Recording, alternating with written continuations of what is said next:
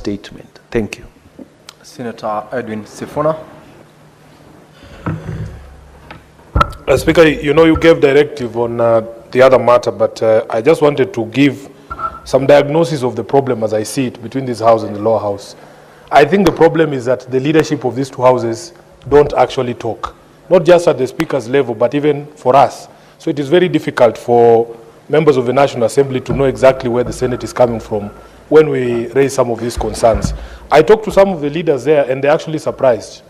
They're actually surprised by the things we tell them we as a Senate are going through, including, Mr. Speaker, you are aware when I used to be a member of the SBC, our budgets for the system that we use in this house have been slashed for every year, actually. And they should see, because even my unit here keeps failing. This is a problem we have had for a very long time. And when we speak to members of the National Assembly, they're actually shocked that when they go on recess and we are here, even the kitchen is closed, because the entire parliament exists to serve the National Assembly, and the Senate is just like a small appendage there. But I believe conversations need to begin so that people don't view us as unnecessarily hostile or that we are in a fight. Conversations need to happen between the leadership of this house, and I'm part of that leadership. I can confirm these talks never happen. So even before that intergenerational conclave begins, we need one here in Parliament. Speaker, allow me to very briefly comment on the statement by Senator Wakili Hilary Sigei on the voiding of payments. On this particular issue, Honorable Speaker, I am a very proud member of the County Public Accounts Committee. A very proud member of the Public Accounts Committee. I am aware that Senator Onyonka has been on this business from day one, because he was saying in his county they were quite notorious. And even here in Nairobi, you have suppliers crying that their payments will go all the way to what they call iBank, IB. And then somehow they just disappear, and when the money is released by the control of budget, somebody else is paid. Speaker, I am aware that the Governor of Central Bank, Kamau Thuge, actually appeared before the devolution committee of this house, and he told us that the CBK is going to tweak some technology there. And maybe we can send Ososi, who is our expert on ICT, to confirm that this has actually been done. He spoke of things that, of course, I would not recognize, but I'm sure Ososi knows. There's a system called Temenos T24 and something they call GDI, Granular Data Integration.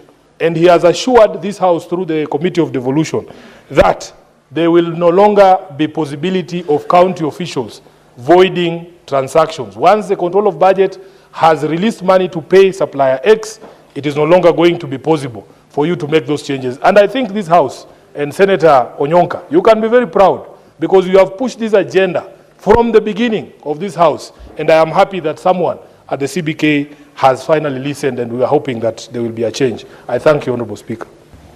Thank you. Now, Honorable Members, the 15 minutes for comments on statement is over.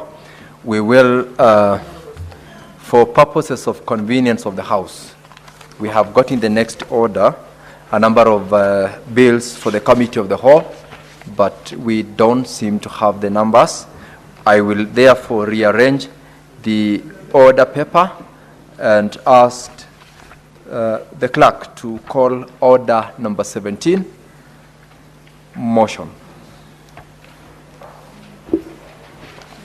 Order number 17 is a motion, reports of the Standing Committee on Devolution and Intergovernmental Relations on its inquiry into the state of markets in Vihiga and Bungoma counties, arising from a statement sought by Senator Godfrey Osotsi, MP, and Senator David Wakoli, MP. Resumption of debate.